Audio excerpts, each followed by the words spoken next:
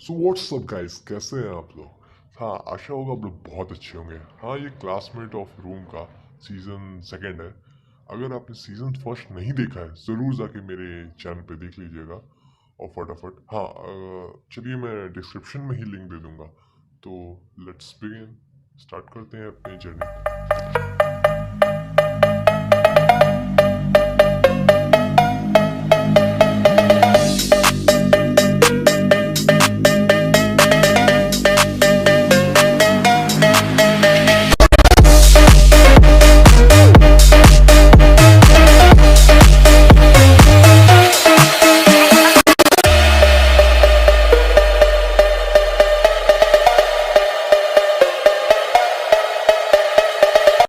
Season 2 की शुरुआत में हम देखते हैं कि ताजीबाना मनाबू को स्पेशल टेस्ट के रिजल्ट्स के बारे में बता रही होती है और वो जैसे ही विनर का नाम लेने लगती है तो मनाबू विनर का नाम सही गैस कर लेता है और सोचता है तो चलो आयनकोजी देखते हैं कि तुम अगले टेस्ट को कैसे पास करते हो। और यहाँ हम देखते हैं टेस्ट के बाद सभी बच्चे अपनी छुट्टियां एंजॉय कर रहे होते हैं। तब हिराटा आयनकोजी को अपने और कारुजावा के साथ लंच पर बुलाता है पर आयनकोजी मना कर देता है और तब कारुजावा के आने के बाद हिराटा उसे आयनकोजी को भी साथ ले जाने के लिए कहता है पर कारुजावा उसके लिए मना कर देती है। और तब एक अनाउंसमेंट होती है जिसमें सभी को एक नए टेस्ट के बारे में बताया जाता है और उन्हें शाम को अलग अलग रूम में बुलाया जाता है। तब हम यहाँ देखते हैं आयनकोजी, कारुजावा, युकीमुरा और सोतोमुरा एक ही ग्रुप में होते हैं और तब टीचर उन्हें टेस्ट के बारे में समझाने लगते हैं। और यहाँ हमें पता चलता है इस स्पेशल टेस्ट में 8 ग्रुप्स बनाए जाएंगे जिन सबके नाम प्लैनेट्स के अकॉर्डिंग होंगे और हर ग्रुप में 14 मेंबर्स होंगे जिसमें से 4 मेंबर्स डी और सी क्लास के होंगे और 3 मेंबर्स ए और बी क्लास से होंगे। ये टेस्ट टोटल 4 दिनों का होगा जिसमें से एक दिन रेस्ट के लिए मिलेगा और 8 बजे सभी बच्चों को स्कूल की तरफ से एक मेल आएगी और उनमें से एक वीआईपी होगा जिसके बारे में बाकी लोगों को बिल्कुल नहीं पता होगा। और उसके बाद एक दिन में एक ग्रुप 2 बार डिस्कशन कर सकता है जिसमें सारे स्टूडेंट्स मिलकर वीआईपी की आइडेंटिटी को ढूंढने की कोशिश करेंगे और लास्ट डिस्कशन के 30 मिनट बाद स्टूडेंट्स को अपने आंसर के साथ स्कूल को एक मेल भेजनी होगी पर वीआईपी कोई मेल नहीं भेज सकता। और तब हमें उस पूरे एग्जाम को कंप्लीट करने के अलग अलग सिनेरियोज बताए जाते हैं जिसमें से फर्स्ट केस में अगर वीआईपी और उनके क्लास के मेंबर्स को छोड़कर बाकी ग्रुप के सभी मेंबर्स वीआईपी का सही नाम गैस कर लेते हैं तो उस ग्रुप के सारे मेंबर्स को 5 लाख प्राइवेट पॉइंट्स मिलेंगे और इसके साथ साथ वीआईपी को टोटल 10 लाख पॉइंट्स मिलेंगे। और अब केस नंबर 2 पर अगर वीआईपी और उनके क्लास वालों को छोड़कर बाकी ग्रुप के एक मेंबर ने भी वीआईपी का नाम गलत गैस किया तो सिर्फ वीआईपी को ही 5 लाख पॉइंट्स मिलेंगे। और अब केस 3 अगर वीआईपी और उनके क्लास के मेंबर्स के अलावा ग्रुप का कोई भी एक मेंबर सही वीआईपी गैस करके स्कूल को मेल कर देता है तो उसकी क्लास को 50 क्लास पॉइंट्स मिलेंगे और उस अकेले मेंबर को 5 लाख प्राइवेट पॉइंट्स मिलेंगे और टेस्ट वहीं खत्म हो जाएगा। पर अगर वीआईपी की सेम क्लास का मेंबर ही उसका नाम सेंड कर देता है तो उसे इनवैलिड माना जाएगा और टेस्ट वैसे ही कंटिन्यू चलता रहेगा। और अब लास्ट केस 4 जिसके अकॉर्डिंग अगर वीआईपी के अलावा ग्रुप का कोई और मेंबर वीआईपी का गलत नेम गैस करके स्कूल को भेज देता है तब उसकी क्लास में से 50 क्लास पॉइंट्स कम कर दिए जाएंगे और वीआईपी को 5 लाख प्राइवेट पॉइंट्स मिलेंगे और साथ ही साथ उसकी क्लास को 50 क्लास पॉइंट्स मिलेंगे और उसके बाद वो टेस्ट कंप्लीट हो जाएगा। और अगर वीआईपी की क्लास में से कोई गलत आंसर देता है तो उनके आंसर को इनवैलिड माना जाएगा। और तब हम यहाँ देखते हैं आयनकोजी के ग्रुप का नाम मार्स होता है और तब टीचर उन्हें बताते हैं इस टेस्ट में किसी के भी बारे में कुछ नहीं बताया जाएगा, सिर्फ ग्रुप के रिजल्ट्स और क्लास के पॉइंट्स बताए जाएंगे और वीआईपी की आइडेंटिटी भी सीक्रेट रखी जाएगी। तब थोड़ी देर बाद आयनकोजी वापस जाते हुए सोचता है इस टेस्ट के 4 रिजल्ट्स निकल सकते हैं जिसमें से सबसे पहला है पूरा ग्रुप इंफॉर्मेशन शेयर करके वीआईपी का सही नाम दे और जीत जाए। दूसरा है कि कोई एक भी मेंबर गलत गैस करे और वीआईपी जीत जाए। तीसरा है कोई वीआईपी का नाम पता लगा के गद्दारी कर दे और चौथा है कोई गद्दार वीआईपी का गलत नाम गैस करे तो इसका मतलब ये लोग इस टेस्ट में हमारी प्रॉब्लम सॉल्विंग एबिलिटी को टेस्ट करना चाहते हैं। ये कितना बोरिंग है। और तब अगले दिन सुजुने और आयना कोजी साथ बैठे होते हैं और तभी उन्हें मेल आ जाती है। तब वो एक दूसरे को बताते हैं कि वो वीआईपी नहीं है और तब हम देखते हैं वहाँ रुइन भी आ जाता है और सुजुने से उस आइलैंड पर जीतने का राज पूछता है। तब सुजुने उसे ये बताने से मना कर देती है। तब रुइन कहता है अगर तुम्हें पता है कि उस टेस्ट को कैसे जीतना है तो उस टेस्ट को जीतना इतना भी मुश्किल नहीं था, पर बहुत कम लोग हैं जो उस कंडीशन में इतना दिमाग लगा सकते हैं। तो मुझे नहीं लगता कि तुम्हारी क्लास के जीतने में तुम्हारा कोई हाथ है। तो मैं ये पता लगा कर रहूंगा कि आखिरकार इसके पीछे है कौन। आखिरकार तुम क्लास जी के पीछे क्यों पड़े हो? क्लास बी की इचिनोजे और क्लास ए के तात्सुरागी क्या कर सकते हैं इसके बारे में मुझे पहले से पता है, तो इसलिए वो मेरे लिए इतना बड़ा खतरा नहीं है। पर क्लास जी के बारे में अभी मैं कुछ नहीं जानता हूँ। और वहाँ से चला जाता है और तब यहाँ टेस्ट का फर्स्ट डे स्टार्ट हो जाता है और इचिनोजे ग्रुप मार्स की डिस्कशन को स्टार्ट करने के लिए कहती है, जहाँ वो सबको अपना नाम शेयर करने के लिए कहती है और अपने आप को एक मॉडरेटर के तौर पर इंट्रोड्यूस करती है। और तब वो सबको फर्स्ट केस को एस्टेब्लिश करने के लिए कहती है जिसमें सबको इक्वल पॉइंट्स मिलने हैं। और हम देखते हैं क्लास बी और डी इस बात के लिए मान जाती हैं, पर क्लास ए उस डिस्कशन में पार्ट लेने से मना कर देती है। तब हामाकुची कहता है तो अगर क्लास से डिस्कशन से मना कर देगी तो इसका मतलब वीआईपी सारे पॉइंट्स ले जाएगा। तब माचिता कहता है अगर हम डिस्कशन करेंगे तो डिस्कशन का एक वर्स्ट सिनेरियो भी हो सकता है जिससे कोई भी पर्सन वीआईपी का गलत नाम गैस करके टेस्ट को खत्म कर सकता है। डिस्कशन से पीछे हटना तो बहुत अच्छी सोच है, पर अगर हम वीआईपी की आइडेंटिटी पता नहीं लगाएंगे तो क्लासेस के बीच के पॉइंट्स में बहुत ज्यादा डिफरेंस आ जाएगा। और अगर एक क्लास में ज्यादा वीआईपीज हुए तो उस क्लास को बहुत ज्यादा बेनिफिट मिल सकता है। तब आयना कोजी सोचता है हामागुची का पॉइंट बिल्कुल सही है, पर कात्सुरागी ने पहले से ही इसका जवाब ढूंढ रखा है जो कि है इम्पार्शियलिटी। तो माचिता कहता है एक क्लास में ज्यादा वीआईपी नहीं हो सकते क्योंकि स्कूल पार्शियलिटी बिल्कुल नहीं करता है और हमें ये बात पिछले टेस्ट से पता लगती है। तब इचिनोजे कहती है पर तुम्हारे प्लान से सिर्फ तुम्हारी क्लास को फायदा होगा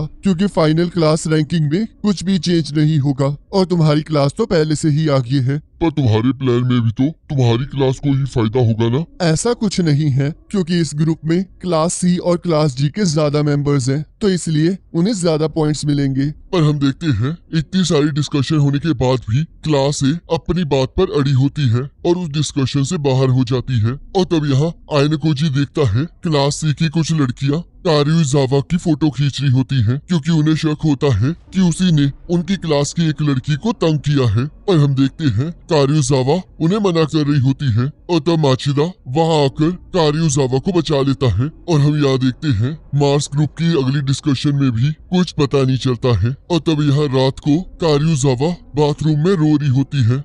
और तब अगले दिन हिराटा आयना कोजी और युकीमिरा को कुशिदा के वीआईपी होने के बारे में बताता है। और यहाँ कोएंजी इस टेस्ट से बोर हो चुका होता है और वीआईपी का नाम बताकर अपने ग्रुप के टेस्ट को खत्म कर देता है। और तब यहाँ रात को आयना कोजी और सुजुने आपस में मिलते हैं जहाँ आयना कोजी उसे कारुइजावा के बारे में पता लगाने के लिए कहता है। तब सुजुने कहती है क्या तुम इसलिए पूछ रहे हो क्योंकि तुम्हें लगता है कि वो वीआईपी है? तब आयना कोजी कहता है मुझे कारुइजावा के बारे में कुछ नहीं पता है, तो जिस वजह से मैं ये नहीं बता सकता कि वो वीआईपी है या नहीं, पर वो जिस तरह से एक्टिंग कर रही है वो नॉर्मल नहीं है। तब सुजुने कहती है वो हमेशा से ऐसे ही करती है, तुम्हें उस पर ध्यान नहीं देना चाहिए। तब आयना कोजी कहता है लोग सबसे पहले लोगों को उनकी अपीयरेंस के द्वारा जज करते हैं और उसके बाद उनके बिहेवियर के अकॉर्डिंग उन्हें समझते हैं, पर कुछ लोग मेरी ही तरह सबको धोखा देते हैं। कारुइजावा बिल्कुल तुम्हारी तरह है, उसे पहले देखकर लगता है कि वो सेल्फ सेंटर्ड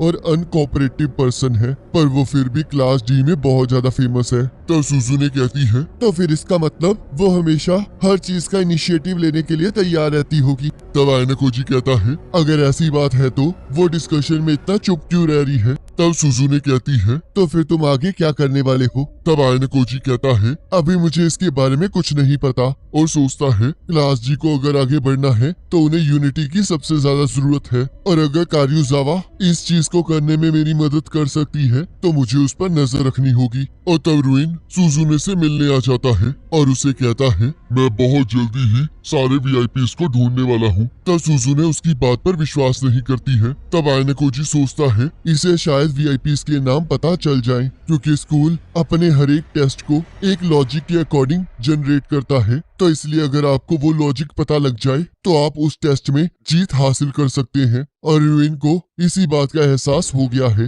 तब रुइन कहता है, मुझे जैसे ही अपने क्लास के वीआईपीज के बारे में पता चल जाएगा वैसे ही मैं इस टेस्ट को पूरी तरह से चेंज कर दूंगा। तब सुजुने कहती है, पर क्या तुम्हें सच में लगता है कि वो तुम्हें सारी इंफॉर्मेशन दे देंगे? ऐसा भी तो हो सकता है कि वो तुम्हें धोखा दे दें। तब रुइन कहता है, ऐसा कभी नहीं होगा, क्योंकि मैंने उनके फोन पहले से ही छीन रखे हैं, तो इसलिए अब मुझे बस उनकी मेल चेक करनी होगी। तब सुजुने कहती है, पर ये तो रूल के खिलाफ है, और अगर बाहर किसी को पता चल गया तो तुम्हें निकाल दिया जाएगा। तब रुइन कहता है, ऐसा कुछ नहीं होगा। और सुजुने, मैं तुम्हें एक ऑफर देना चाहता हूँ, अगर हम सारे क्लास BCD जुड़ जाएं और अपने वीआईपीज की इंफॉर्मेशन को शेयर कर दें तो हम इस टेस्ट के लॉजिक को ढूंढ पाएंगे, और तब हम मिलकर क्लास A को हरा देंगे। और तब सुजुने उस ऑफर को मना कर देती है। और तब यहाँ कारुजावा सोच रही होती है, मैं तो फिर से वैसे ही हो गई हूँ जैसे मैं पहले थी। मुझे ना ही किसी से मिलना है और ना ही किसी को दोस्त बनाना है। मुझे बस अपने आप को प्रोटेक्ट करना है, और उसके लिए मैं कुछ भी कर सकती हूँ। मैं एक पैरासाइट हूँ जिसे जीने के लिए हमेशा किसी न किसी के सहारे की जरूरत पड़ती है। और तब हम यहाँ देखते हैं क्लास B, C और D के टीचर्स एक साथ मजे कर रहे होते हैं। तब क्लास D की टीचर साई क्लास B की टीचर ची से कहती है, वैसे तो सारे क्लास रिप्रेजेंटेटिव्स को अर्थ ग्रुप में डाला गया है, पर इचिनोजे को आयन कोजी के ग्रुप में क्यों डाला गया है? क्या तुम ये सब कुछ हमारे पर्सनल प्रॉब्लम की वजह से कर रही हो? तब ची कहती है, ये तो 10 साल पहले की बात है, तुम अभी भी उस पर अटकी हुई हो। ये सच है कि मैं ये जानना चाहती हूँ कि तुम आयना कोजी में इतना इंटरेस्ट क्यों ले रही हो, पर इचिनोजे को मैंने उस ग्रुप में नहीं भेजा है, और मैं ये तो बिल्कुल नहीं जानना चाहती कि आखिरकार वो कैसे उस आइलैंड टेस्ट में लीडर बना। तब आयना कोजी देखता है कारुजावा हिराटा को उसे क्लास C की लड़कियों से प्रोटेक्ट करने के लिए कह रही होती है। तब हिराटा कहता है, मैं तुम्हारी मदद करने के लिए तैयार हूँ, पर मैं इस चक्कर में किसी को हर्ट नहीं करूँगा। तब कारुजावा कहती है, तुम एक झूठे हो, क्योंकि तुमने मुझे कहा था कि तुम मुझे प्रोटेक्ट करोगे। तब हिराटा कहता है, आखिरकार तुम झूठा किसे कह रही हो? मैं तो तुम्हें हमेशा से बचाता आ रहा हूँ। हम चाहे दुनिया के लिए गर्लफ्रेंड बॉयफ्रेंड है, पर ये सच नहीं है, तो इसलिए मैं तुम्हें बचा तो सकता हूँ, पर तुम्हारे गलत बिहेवियर पर तुम्हारी साइड नहीं ले सकता।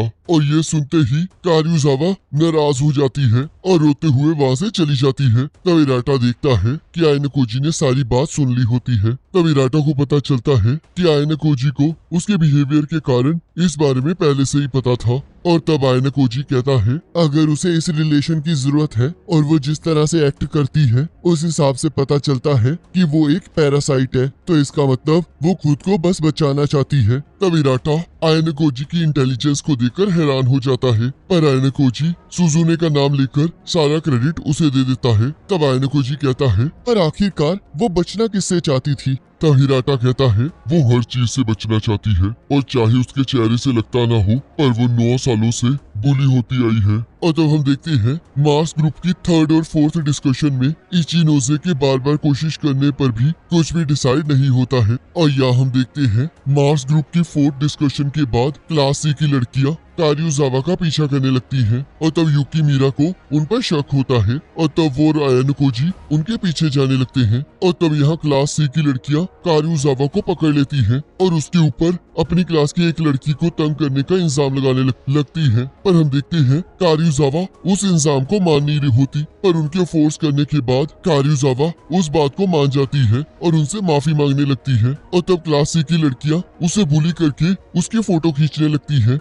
और तब युकीमुरा जैसे ही कारियोजावा को बचाने जाने लगता है, आयना कोजी उसे रोक देता है। पर हम देखते हैं कुछ टाइम बाद जुकीमिरा से रहा नहीं जाता और वो कारियोजावा को बचाने आगे चला जाता है। और तब क्लास सी की लड़कियां भी वहाँ से चली जाती है और कारियोजावा भी युकीमुरा को डांट कर वहाँ से चली जाती है। तब आयना कोजी सोचता है लगता है मुझे ट्राई करना चाहिए। और तब हमें पता चलता है एक और ग्रुप का टेस्ट खत्म हो चुका होता है। तब आयना कोजी सोचता है रुइन वीआईपी सिलेक्शन के पीछे का लॉजिक पता कर रहा है, तो जिसका मतलब अब मुझे भी अपनी चालें चलनी होंगी। और तब वो क्लास सी की लड़की मनाबी शिहो को मैसेज सेंड करता है और यहाँ क्यूरेजावा हिराटा के मैसेज को देखकर शिप के बेसमेंट में आई होती है, जहाँ मनाबे और उसकी सारी दोस्त भी वहाँ आ जाती है। तब मनाबे कहती है चलो अब इसे तंग किया जाए और इससे रिका के सामने इसकी गलती की माफी मंगवाई जाए। तब वो लड़कियां कारियोजावा को रोने के लिए कहती हैं। तब मनाबे कहती है तुम्हें देखकर तो ऐसा लग रहा है कि तुम्हें तो पहले भी बुली किया गया होगा, जिसे सुनकर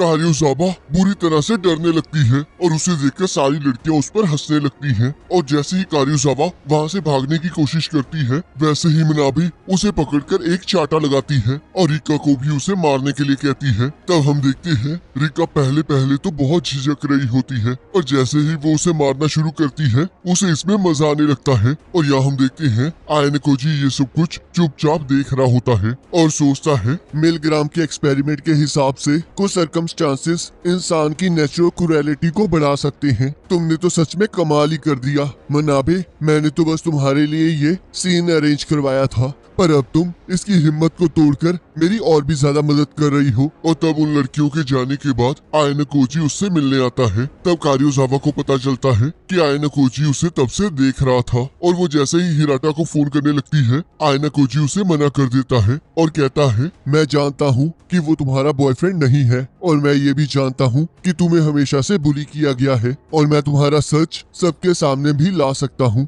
और तब वो कारियोजावा को बुली करने लगता है। तब कारियोजावा कहती है तुम मुझे बुली नहीं कर रहे हो, तुम तो मुझे ब्लैकमेल कर रहे हो, पर फिर भी देखो तुम कुछ भी करने से मना नहीं कर रही हो। जब लोग बुरी से बुरी सिचुएशन में बार बार फंसते हैं, तब उन्हें उस चीज की आदत पड़ जाती है और वो समझ जाते हैं कि उस मामले में वो कुछ नहीं कर सकते। कारुजावा, इस दुनिया में बहुत तरह की निराशाएं हैं और तुम सच में बहुत ज्यादा निराशा में हो। जिनके दिलों में डार्कनेस होती है वो अपने साथ साथ बाकियों को भी डुबा लेते हैं और जो स्ट्रांग होते हैं वो वीक लोगों पर हावी पड़ जाते हैं। तुम जितनी डार्कनेस जानती हो ये दुनिया उससे भी कहीं ज्यादा डार्कनेस से भरी हुई है। तो इसलिए मैं तुमसे आज प्रॉमिस करता हूँ कि जिस तरह हिराटा और माचिदा तुम्हें बचा रहे थे, मैं उससे कहीं ज्यादा अच्छे से तुम्हें बचाऊंगा। और तब वो कारियोजावा को क्लास सी की लड़कियों की उसे बुली करने वाली वीडियो दिखाता है और कहता है अब अगर आगे वो तुम्हें तंग करेंगी तो उन्हें ये धमकी दे देना कि तुम इस वीडियो को लीक कर दोगी। तो अब मेरे साथ मिल जाओ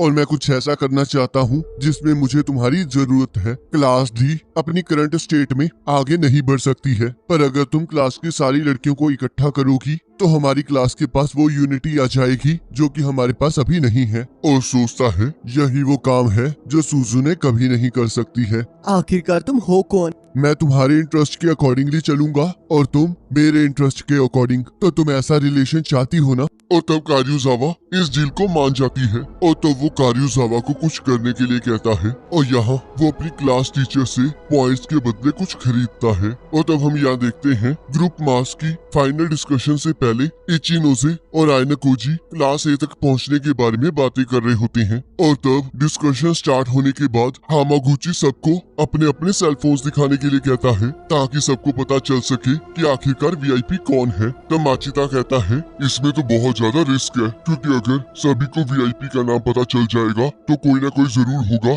जो हमें धोखा दे देगा। मुझे पता है, पर इस टाइम हमारे पास कोई और ऑप्शन नहीं है। हमें अगर जीतना है तो हमें ये करना ही होगा। और तब हम देखते हैं एक एक करके सभी लोग अपने सेलफोन्स दिखा देते हैं और तब सभी को पता चलता है कि युकीमिरा ही वीआईपी होता है। तब हामागुची सबसे ये प्रॉमिस लेता है कि कोई भी वीआईपी को एक्सपोज नहीं करेगा। तब सभी लोग इस बात के लिए मान जाते हैं। तब आयना कोजी सोचता है ऐसा कुछ नहीं होने वाला, क्योंकि कोई ना कोई हमें धोखा जरूर देगा और मेरे ट्रैप में फंस जाएगा, क्योंकि असल में मैं वीआईपी हूँ और मैंने और युकीमुरा ने अपने फोन्स एक्सचेंज किए हैं। और तब हम देखते हैं इचिनोजे आयना कोजी को फोन करती है और सबको ये पता लग जाता है कि युकीमुरा के पास जो फोन है वो आयनेकोजी का है और असल में आयनेकोजी ही वीआईपी है। तब सभी लोग डी क्लास को झूठा कहने लगते हैं और हम देखते हैं डिस्कशन एंड होने की अनाउंसमेंट हो जाती है और तब हमें यहाँ पता चलता है कि असल में वीआईपी कारुजावा होती है और आयनेकोजी ने उससे अपने फोन को स्वैप किया होता है, पर क्योंकि स्कूल की पॉलिसी के हिसाब से वो अपने फोन का सिम चेंज नहीं कर सकते हैं तो आयनेकोजी अपने पॉइंट्स के जरिए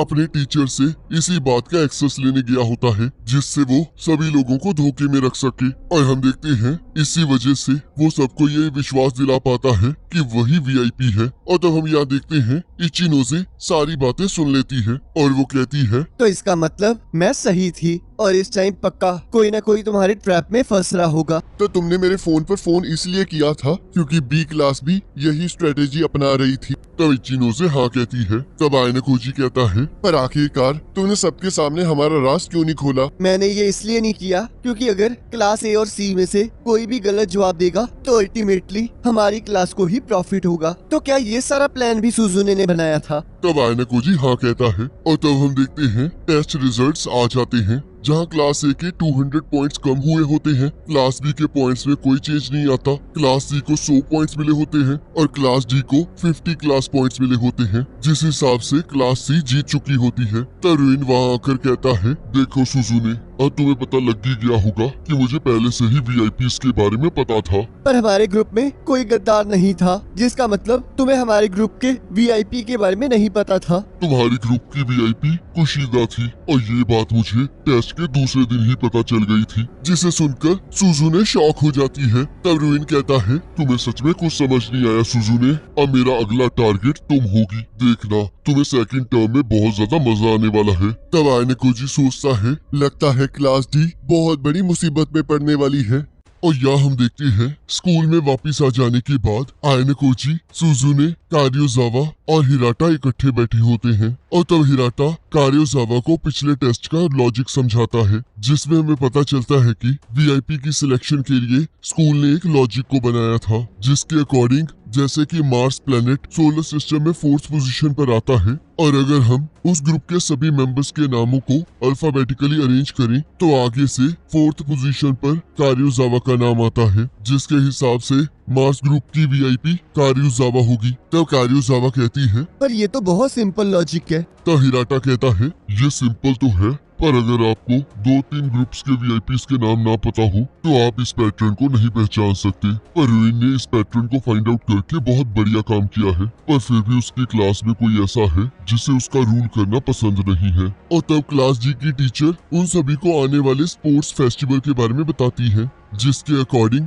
इस स्पोर्ट्स फेस्टिवल में भी उन्हें पॉइंट्स दिए जाएंगे और इस बार पूरा स्कूल भी रेड और व्हाइट टीम में कम्पीट करेगा, जिसमें क्लास जी और क्लास ए रेड टीम में होंगी और इसमें दोनों क्लासेस के सारे ईएस के स्टूडेंट्स इन्वॉल्व होंगे। और तब हमें स्पोर्ट्स फेस्टिवल के बारे में जानकारी दी जाती है, जिसमें इवेंट्स को 2 तरह से बांटा गया होता है, एक तो वो जिसे सारी क्लासेस को करना कंपलसरी है और दूसरा ऑप्शनल है, पर ऑप्शनल के पॉइंट्स कंपलसरी वाले इवेंट से ज्यादा हैं और इसमें जो भी क्लास के मेंबर्स अगर पहली 3 पोजीशंस हासिल करते हैं तो उन्हें बोनस पॉइंट्स दिए जाएंगे, जो कि वो अपने अगले रिटर्न एग्जाम में ऐड कर सकते हैं। पर जो सबसे लास्ट के 10 प्लेयर्स होंगे उनके नेक्स्ट रिटर्न एग्जाम में 10 पॉइंट्स कम हो जाएंगे और इसमें टोटल 13 इवेंट्स हैं, जिसमें 9 कंपल्सरी इवेंट्स हैं और 4 वॉलंटरी इवेंट्स हैं। तब यहाँ टीचर कहती है ये सारे इवेंट्स आपके स्टेमिना और एथलेटिक एबिलिटी पर डिपेंड करता है, तो इसलिए आपको उस हिसाब से सोचना चाहिए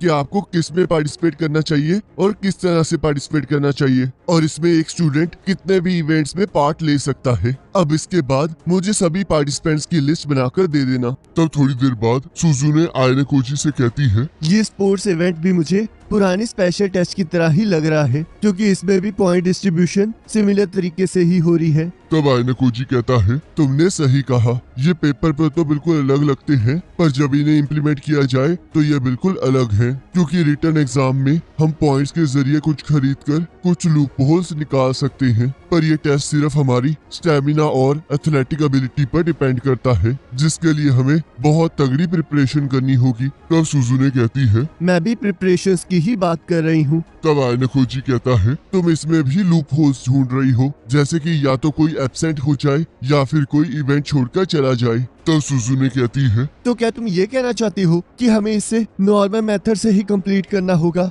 तब आयनकोजी कहता है अब ये तुम्हारी मर्जी है कि तुम इसे कैसे करना चाहती हो। और तब यहाँ क्लास में स्पोर्ट्स इवेंट की डिस्कशन चल रही होती है, जहाँ सूडो सारे वॉलंटरी इवेंट्स में पार्ट लेने की बात करता है और हम देखते हैं सभी लोग इस बात के लिए मान जाते हैं। और यहाँ हम देखते हैं हिराटा ने इन वॉलंटरी इवेंट्स को जीतने के लिए 2 मेथड प्रपोज किए होते हैं, जिसमें से पहला है स्किल मेथड, जिसके अकॉर्डिंग स्किल्ड पर्सन को प्रायोरिटी दी जाएगी, और दूसरा है वॉलंटरी मेथड, जिसके अकॉर्डिंग पर्सन के हिसाब से उसे इवेंट चुनने की पूरी आजादी दी जाएगी। तो हिराटा कहता है तो अगर किसी को स्किल मेथड में कोई दिक्कत नहीं है तो हम इसे अप्लाई कर सकते हैं ना। तब सुजुने कहती है मैं मानती हूँ कि स्किल्ड मेथड बहुत अच्छा है, पर हम इससे गारंटी नहीं दे सकते कि हम इसे यूज करके दूसरी क्लासेस को हरा सकते हैं या नहीं। जैसे कि हमें पता ही है कि हमें वॉलंटरी इवेंट्स में अपने सबसे स्किल्ड एथलीट्स यूज करने हैं, पर अगर हम ध्यान से कॉम्बिनेशंस बनाएंगे तो हम कंपल्सरी इवेंट्स में भी अपना फुल पोटेंशियल यूज कर पाएंगे। जैसे कि हम 2 तेज रेसर्स को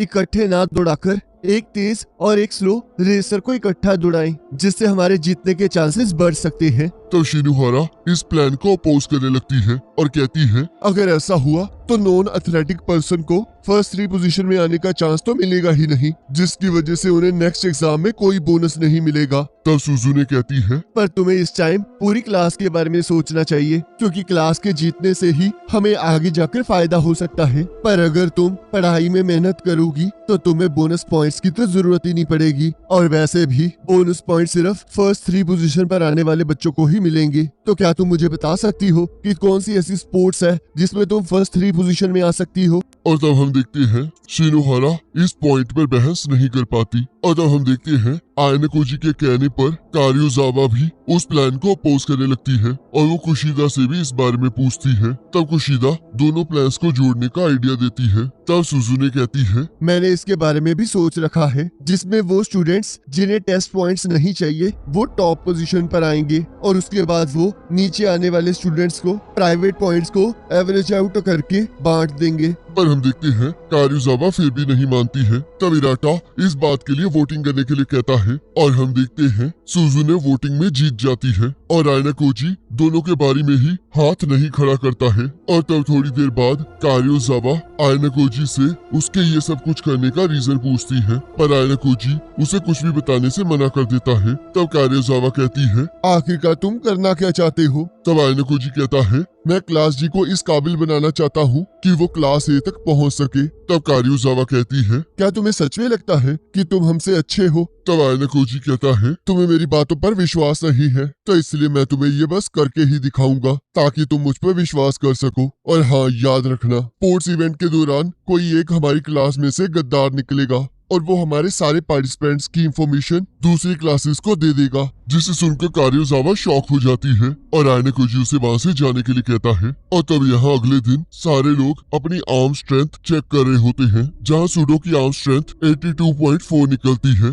तब वो आयनाकोजी को उसे ट्राई करने के लिए कहता है। तब आयनाकोजी सूडो से एवरेज आर्म स्ट्रेंथ के बारे में पूछता है। तब सूडो 60 कहता है। तब आयनाकोजी सोचता है ग्रिप स्ट्रेंथ आपकी बाजुओं की मोटाई पर डिपेंड नहीं करती है। इस स्ट्रेंथ के लिए 4 आर्म्स की 2 मसल्स रिस्पॉन्सिबल होती हैं, जो कि है ब्रैचियोरेडिलियस और दूसरी है फ्लेक्सर कार्पिरेडिलियस। और अगर हम इन दोनों मसल्स को ट्रेन करेंगे तो हमारी ग्रिप स्ट्रेंथ बढ़ सकती है। और तब हम देखते हैं आयनाकोजी अपनी वो 2 मसल्स को यूज करके अपनी ग्रिप स्ट्रेंथ को 60 तक पहुंचा देता है, जिससे हिराटा शॉक हो जाता है और उसे बताता है कि एवरेज ग्रिप स्ट्रेंथ तो 45 होती है और इस हिसाब से तो तुम बहुत ज्यादा ताकतवर हो। और तब सभी पार्टिसिपेंट्स के इवेंट्स के अकॉर्डिंगली नाम लिख लिए जाते हैं और किसी भी स्टूडेंट को उस लिस्ट की फोटो खींचने से मना किया जाता है। और तब हम यहाँ देखते हैं सुजुने कियानो के साथ 3 लेग रेस दौड़ने की प्रैक्टिस कर रही होती है, पर तब कियानो उसे थोड़ा स्लो भागने के लिए कहती है।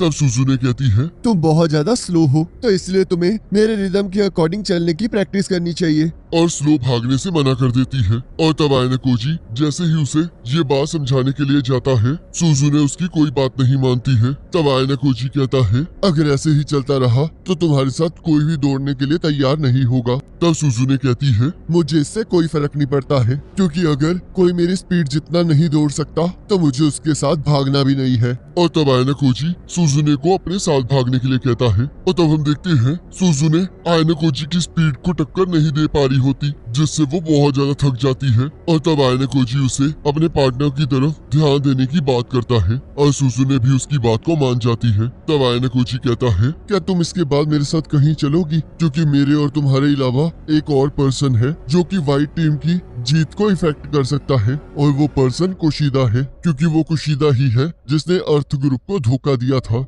उस टेस्ट में वीआईपी का पता लगाना नामुमकिन था, और मुझे भी पूरा यकीन है कि तुमने और हिराटा दोनों ने ही वीआईपी का नाम किसी को नहीं बताया होगा, तो शायद कुशीदा ने ही प्राइवेट पॉइंट्स को पाने के लिए ये काम किया होगा। क्या सच में कुशीदा कुछ प्राइवेट पॉइंट्स के लिए अपनी क्लास को बेच सकती है? अब ये तो सिर्फ उसे ही पता है। तो क्या तुम इसलिए हम दोनों को लेकर कहीं जाना चाहते हो? ऐसा लगता है कि तुम्हारे और कुशीदा में कोई पुराना रिश्ता है, और वैसे भी अगर किसी क्लास में कोई गद्दार होता है तो वो कभी नहीं जीत सकते। तो अगर तुम्हें क्लास को लीड करना है तो तुम्हें इसके बारे में सोचना होगा। तब हम देखते हैं थोड़े टाइम बाद सुजुने, आयनाकोजी और कुशीदा एक साथ बैठे होते हैं। तब सुजुने सीधा ही उससे उसके गद्दार होने के बारे में पूछने लगती है, पर कुशीदा मना कर देती है। और तब स्पोर्ट्स फेस्टिवल स्टार्ट हो जाता है और यहाँ सूडो सबको जीतने के लिए मोटिवेट कर रहा होता है। तब कारुजावा कहती है, ये तो एक बच्चे की तरह एक्ट कर रहा है जो कि अपनी क्रश सुजुने के सामने नंबर बनाना चाहता है।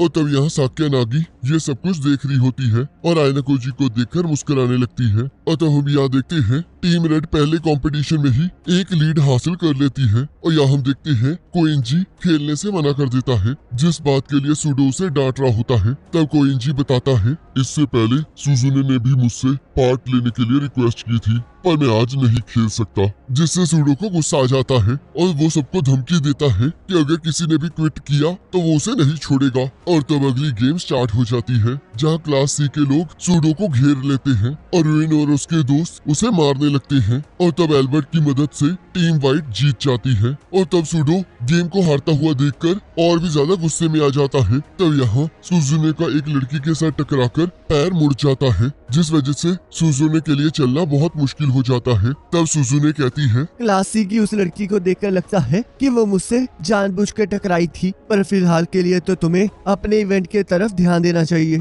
मुझे यकीन नहीं हो रहा कि तुमने कोइंजी से बात की, पर उस चीज का भी कोई फायदा नहीं हुआ। काश अगर मैं कुशीदा होती तो मैं कुछ कर पाती। और तब हम देखते हैं अगली गेम स्टार्ट हो जाती है, जहां क्लास सी फिर से घटिया तरीके से खेलकर टीम रेड को हरा देती है। और अगले मैच में रुइन की वजह से सूडो को फिर से गुस्सा आ जाता है और रुइन सब कुछ इतने प्लान से कर रहा होता है कि किसी को कुछ समझ भी नहीं आ रहा होता। और तब रुइन की टीम व्हाइट जीत जाती है और तब टीम व्हाइट और टीम रेड के पॉइंट्स ऑलमोस्ट सेम हो जाते हैं। और तब यहाँ कारुजावा आयनाकोजी से कहती है, क्या हम किसी मुसीबत में हैं? एक गद्दार ने हमारे पार्टिसिपेंट्स की लिस्ट को रुइन को बेच दिया है, और वो इसी इंफॉर्मेशन के अकॉर्डिंग दो चीजें कर रहा है, जिससे कि वो कमजोर प्लेयर्स के जरिए सूडो को कैद कर रहा है और स्ट्रॉन्ग प्लेयर्स के जरिए गेम को जीत रहा है, और दूसरा वो सुजुने को पूरी तरह से तोड़ रहा है। तो क्या इसके हिसाब से क्लास जी के जीतने के कोई चांसेस भी हैं? मेरा शुरू से ही जीतने का कोई इरादा नहीं था, और इस टाइम सबसे जरूरी चीज तो ये है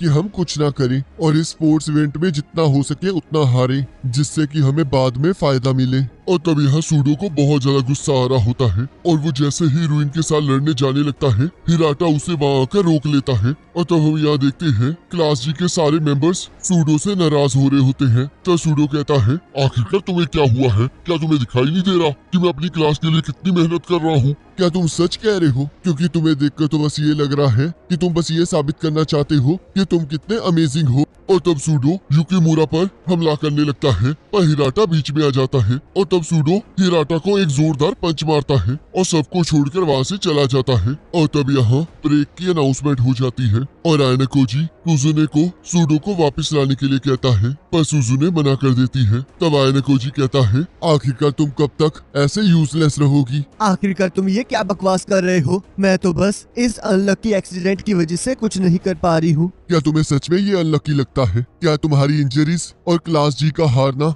तुम्हें कोइंसिडेंस लगता है? तो आखिरकार मैं क्या करूं? चाहे मुझे पता है कि ये सब कुछ रुइन कर रहा है, फिर भी मैं कुछ नहीं कर सकती। तुम एक वेपन हासिल करने का चांस खो रही हो। फ्यूचर में तुम अकेले रहकर कुछ ज्यादा हासिल नहीं कर पाओगी और तुम इसी तरह हेल्पलेस फील करोगी। तो इसलिए तुम्हें एक वेपन की जरूरत होगी जो कि तुम्हारे अकॉर्डिंग काम करे और सूडो वो वेपन बन सकता है। तो इसलिए उसे वैसे ही यूज करो जैसे मैंने तुम्हें यूज किया था। तो अब ये तुम पर डिपेंड करता है कि तुमने क्या करना है। और तब यहाँ हिराटा आयनकोजी से कहता है, अगर तुम्हें गद्दार के बारे में पता है तो तुमने उस पार्टिसिपेशन वाली लिस्ट को सबमिट होने ही क्यों दिया? मुझे इसके बारे में कुछ नहीं पता है। ये आइडिया सुजुने का है तो तुम उसी से पूछो। और तभी यहाँ कुशिदा सुजुने को नर्स के ऑफिस जाने के लिए कहती है। तब वहाँ रुइन भी मौजूद होता है और हम देखते हैं वो उस पर इल्जाम लगाता है कि उसने क्लास सी की उस लड़की को जानबूझकर जख्मी किया है, जिस वजह से वो अब चल भी नहीं सकती। और तब हम देखते हैं कि नोशिता भी उस बात के लिए एग्री करती है और कहती है कि सुजुने ने मुझे कहा था कि मैं तुम्हें कभी जीतने नहीं दूंगी। तब सुजुने सोचती है, इसमें मेरी इनोसेंस को प्रूव करना तो बहुत ज्यादा मुश्किल होगा। तब रुइन उसे स्टूडेंट काउंसिल में जाने का आइडिया देता है। तब सुजुने सोचती है, पर इस टाइम मैं अपने भाई के लिए मुसीबत खड़ी नहीं कर सकती। और तब कुशिदा सुजुने का साइड लेकर रुइन को इस मामले को स्टूडेंट काउंसिल के बाहर ही सेटल करने की बात करती है। तब रुइन कहता है, अगर सुजुने मुझे 1 मिलियन पॉइंट्स दे देगी तो हम इसके बारे में किसी को नहीं बताएंगे। पर सुजुने मना कर देती है। पर तब रुइन जैसे ही स्टूडेंट काउंसिल की तरफ जाने लगता है, तब सुजुने उसके ऑफर को मानने पर मजबूर हो जाती है। तब रुइन कहता है, अब इसके साथ मेरी एक और शर्त है, तुम्हें 1 मिलियन पॉइंट्स के साथ साथ मेरे सामने झुकना भी होगा। तो इसलिए मैं तुम्हें ये सब कुछ सोचने के लिए इस इवेंट के खत्म होने तक का टाइम देता हूँ। और तब यहाँ सुजुने सोचती है, मैं कितनी बेवकूफ हूँ जो कि उसके ट्रैप में फंस गई। और तब रास्ते में सुजुने को उसका भाई मिलता है और वो कहती है, मुझे पता है क्लास जी की पोजीशन इस स्पोर्ट्स फेस्टिवल में अच्छी नहीं है, पर आप चिंता मत कीजिए, मैं आपके लिए कोई प्रॉब्लम खड़ी नहीं करूंगी। और सोचती है, मेरे भाई को मेरे प्रति कोई सहानुभूति नहीं है, पर फिर भी इसने यहाँ रुककर मेरी बात सुनी है, तो मेरे लिए इतना ही काफी है। तो चलो वो आखिरी चीज की जाए जो मुझे इस स्पोर्ट्स फेस्टिवल में करनी चाहिए। तब यहाँ सुजुने सूडो को मनाने चली जाती है और हम देखते हैं सूडो वापस आने से मना कर देता है और तब सूडो हारने के लिए अपनी क्लास को ब्लेम कर रहा होता है। तब सुजुने कहती है, मुझे ये तो समझ आ रहा है कि तुम इसलिए गुस्सा हो क्योंकि तुम अपनी स्पेशल गेम में हार रहे हो, पर क्या यही असली बात है? तब सूडो कहता है, असल में तो मैं चाहता हूँ कि सभी लोग मेरी तारीफ करें। मेरे पेरेंट्स बहुत ज्यादा बेकार थे, तो मैंने डिसाइड किया था कि मैं उनके जैसा नहीं बनूंगा, पर मैं अब हर रोज अपने आप को उन्हीं की तरह बनता देख पा रहा हूँ। तब सुजुने कहती है, मैं जानती हूँ कि तुम्हें कैसा महसूस हो रहा है, क्योंकि मेरा भाई भी जीनियस है और सभी ने यही एक्सपेक्ट किया था कि उसकी बहन भी जीनियस ही निकलेगी। पर सच्चाई तो ये है कि सबकी अपनी अपनी काबिलियत होती है और यहाँ पर तुम स्पोर्ट्स में सबसे अच्छे हो, पर इस टाइम तुम बिल्कुल यूजलेस हो क्योंकि तुम सच्चाई से भाग रहे हो। और अगर ऐसा ही चलता रहा तो तुम भी अपने पेरेंट्स की तरह बेकार बन जाओगे। पर हम देखते हैं सूडो फिर भी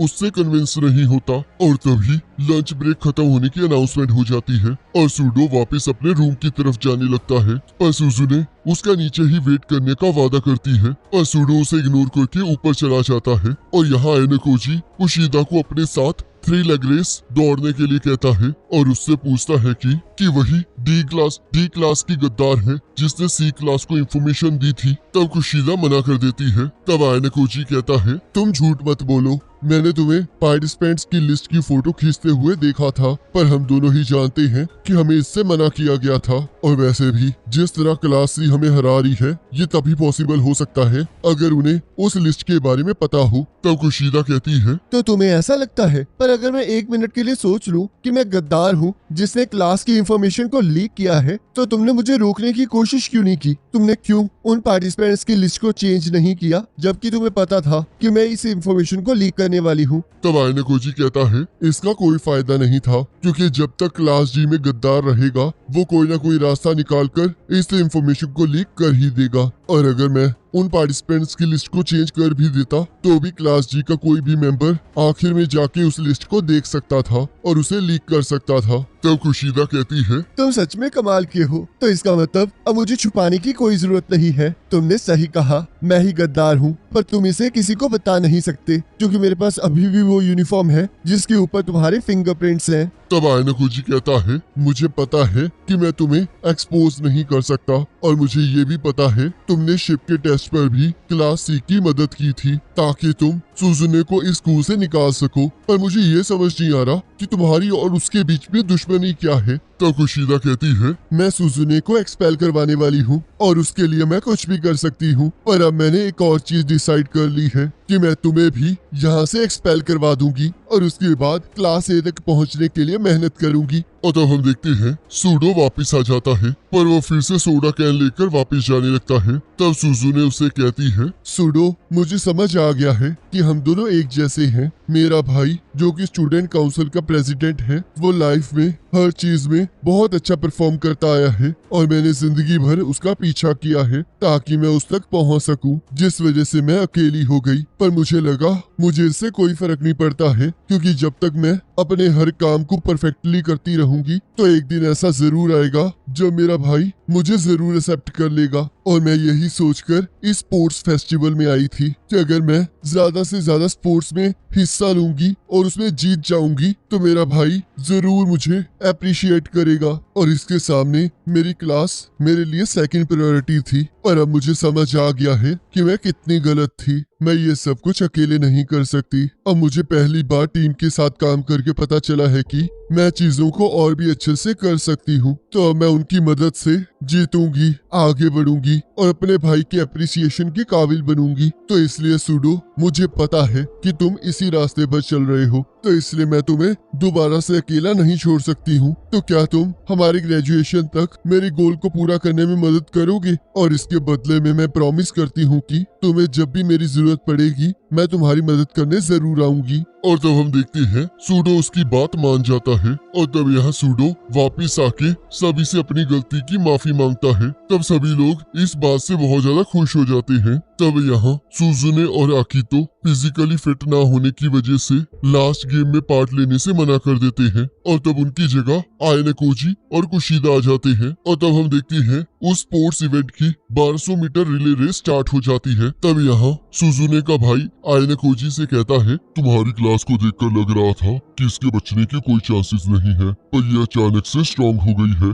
आखिरकार ये कैसे हुआ? तब आयनकोजी कहता है ये सारा कमाल तुम्हारी बहन ने किया है और तुम चिंता मत करो, क्लास जी इससे और भी ज्यादा ताकतवर होती जाएगी। तब सुजुने का भाई कहता है पर मुझे तुम्हारी इन काल्पनिक बातों पर कोई विश्वास नहीं है। तब आयनकोजी कहता है तो क्या तुम ये जानना चाहते हो कि मैं किस तरह का पर्सन हूँ? चलो फिर मेरे साथ ये रेस भागो और याद रखना अपनी पूरी ताकत के साथ भागना। और तब हम देखते हैं सुजुने के भाई के पास टिक आने के बावजूद भी वो नहीं भागता है, पर बाकी सभी लोग वहाँ से भाग जाते हैं। तब हम देखते हैं जैसे ही आयनकोजी के हाथ में स्टिक आती है वो दोनों अपनी पूरी ताकत से भागने लगते हैं और एक एक करके सभी लोगों को पीछे छोड़ते जाते हैं, जिसे देखकर सभी लोग शॉक हो जाते हैं और चिल्लाने लगते हैं। तब आयनकोजी सोचता है मैं आज तक दुनिया के सामने अपनी पूरी पावर से नहीं भागा हूँ और अब मैं इससे भी ज्यादा तेज होने वाला हूँ। और तब हम देखते हैं टीम रेड जीत चुकी होती है और फिर भी फर्स्ट ईयर की क्लास डी सबसे लास्ट आई होती है। तब यहाँ कारियोजावा आयनकोजी की स्पीड की तारीफ करती है। तब आयनकोजी कहता है इसका क्या फायदा, मैं तब भी सुजुने के भाई को नहीं हरा पाया। तब कारियोजावा कहती है तुम सुजुने के भाई को तो इसलिए नहीं हरा पाए क्योंकि तुम्हारे आगे एक लड़का गिर गया था, तो इसमें तुम्हारी कोई गलती नहीं थी। तब यहाँ सुजुने और सूडो दोनों आयनकोजी को शाबाशी देने लगते हैं। तब सुजुने कहती है मैं इस बार फेल हो गई हूँ, पर इस स्पोर्ट्स फेस्टिवल की वजह से मुझे बहुत ज्यादा ग्रो करने के लिए मिला है और मुझे पूरा यकीन है कि ये क्लास स्ट्रॉन्ग जरूर बनेगी और हम क्लास ए तक जरूर पहुँच पाएंगे। और तब हम देखते हैं सुजुने वहां से रेयोन को मिलने चली जाती है ताकि वो रुइन की 1 मिलियन पॉइंट्स वाली शर्त को पूरा कर सके। और वहाँ कुशीदा भी होती है। तब सुजुने कहती है, क्या तुम अपनी एक्टिंग करना बंद करोगी? मुझे पता है कि तुमने ही क्लास सी को क्लास जी की परफॉर्मेंस लिस्ट प्रोवाइड की थी। तब कुशीदा इस बात को मानती नहीं है। तब सुजुने कहती है, तुम अब इसके सामने एक्टिंग क्यों कर रही हो? तुम्हें अपनी सच्चाई मान लेनी चाहिए। पहले मैंने तुम्हें पहचाना नहीं था, पर अब मुझे याद आ गया है, मेरे मिडिल स्कूल में तुम्हारे जैसा दिखने वाला कोई थी। तब कुशीदा अपनी पर्सनैलिटी स्विच करके कहती है, तो तुम्हें आखिरकार याद आ ही गया। मैं उस टाइम बहुत ज्यादा मुसीबत पैदा करने वाली लड़की थी, और अब जब तुम्हें मेरे बारे में सब कुछ याद आ ही गया है तो तुम्हें पता ही होगा कि मैं क्या चाहती हूँ। तब सुजुने कहती है, मुझे पता है कि तुम मुझे बाहर निकालना चाहती हो, पर तुम्हें इस चीज का ध्यान रखना होगा कि तुम भी इससे बच नहीं पाओगी। तब कुशीदा कहती है, अगर ऐसा कुछ भी हुआ तुम याद रखना कि तुम अपने बड़े भाई को इससे दूर नहीं रख पाओगी। और तुम ध्यान रखना, मैं तुम्हें यहाँ से बाहर निकाल के रहूंगी, चाहे मुझे इसके लिए शैतान से ही सौदा क्यों ना करना पड़े। तब सुजुने रुइन से भी उसके प्लान के बारे में पूछती है और हम देखते हैं रुइन क्लास जी की स्पोर्ट्स फेस्टिवल के प्लान को उसे पूरी तरह से एक्सप्लेन कर देता है और उसे यह भी बताता है कि किनोशिता के पैर पर जो चोट आई थी वो भी तुम्हारी वजह से नहीं आई थी। मैंने उसके पैर पर लात मारकर उस जख्म को ज्यादा गहरा किया था। और तब हम देखते हैं सुजुने यह सब कुछ अपने फोन पर रिकॉर्ड कर रही होती है। तब रुइन कहता है, इस कन्वर्सेशन के स्टार्ट से पहले ही मैंने कहा था कि ये सब कुछ तुम्हारी कल्पना है और इसी सभी चीजों को मैं एक्सप्लेन कर रहा हूँ। तब सुजुने उस पार्ट को डिलीट करने की बात करती है और हम देखते हैं रुइन भी इस चीज को रिकॉर्ड कर रहा होता है। और तब वो सुजुने को अपनी शर्त को पूरा करने के लिए कहता है, पर तभी उसे एक मेल आती है और वो उस मेल के वॉइस नोट को सुनकर जोर जोर से हंसते हुए कहता है, सुजुने जो भी तुम्हें यूज कर रहा है वो सच में बहुत कमाल का है, उसने तो मुझे पहले से ही ट्रैप कर लिया है। और तब रुइन उन दोनों को वो रिकॉर्डिंग सुनाता है जहाँ उसका पूरा प्लान उसके मुंह के द्वारा एक्सप्लेन किया गया होता है। तब रुइन कहता है, लगता है क्लास सी में भी कोई गद्दार है और तुम्हें भी इस्तेमाल किया गया है कुशीदा, क्योंकि तुम्हारी गद्दारी को पहले से ही समझ लिया गया था और जो भी पर्सन इस तरह की रिकॉर्डिंग बनाता है वो जल्दी सामने नहीं आता है, तो इसलिए मुझे इसे ढूंढना ही पड़ेगा। तो सुजुने जो हमारे बीच में डील हुई थी वो कैंसिल हो गई है, मतलब तुम बच गई हो। अब गाइस इसी के साथ सीजन 2 का पार्ट 1 खत्म हो जाता है।